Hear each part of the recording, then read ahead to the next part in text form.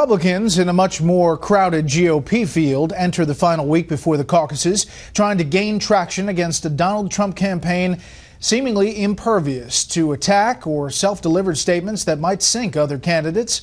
Chief political correspondent Carl Cameron looks at the Republican race from Des Moines.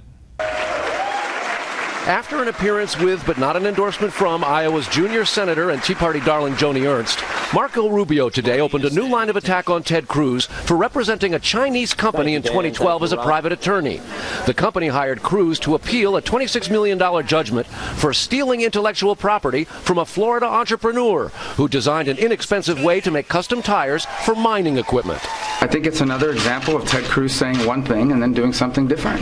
Ted Cruz goes around the country talking about how tough he's going to be on China, but China's stealing American secrets. Ted Cruz responded from Manchester, Iowa. This is an attack, frankly, that there were millions of dollars spent when I ran for Senate. It's a false attack. It's a bogus attack. It didn't work then.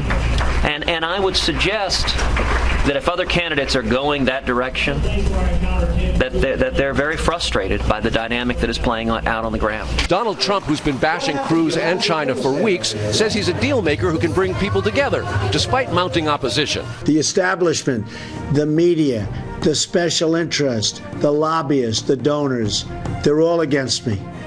I'm self-funding my campaign. I don't owe anybody anything. Iowa's senior senator, Chuck Grassley, appeared with Trump this weekend, suggesting cracks in the establishment's opposition to Trump, who cast his popularity in bulletproof terms. I have the most loyal people. Did you ever see that? Where I could stand in the middle of Fifth Avenue and shoot somebody and I wouldn't lose any voters, okay? Ted Cruz hits the airwaves this evening in Iowa with a new ad attacking Trump. I am pro-choice in every respect. And what does Trump think about Iowa? How stupid are the people of Iowa? Donald Trump, New York values, not ours. You know, my views are a little bit different than if I lived in Iowa. With the first caucus a week from tonight, Trump tweeted today, quote, "It's time for Ted Cruz to either settle his problem with the fact that he was born in Canada and was a citizen of Canada, or get out of the race." Cruz was endorsed by former Texas Governor Rick Perry today, who dropped out of the race last year. In Iowa and New Hampshire, new Fox polls released yesterday show Trump leading. Cruz is his only close rival, and Rubio the only other candidate in double digits. In both states, more than 30% of Republicans say they could change their minds. Rubio knows it's going to be very tough to catch Trump or Cruz in Iowa over the course of the next week.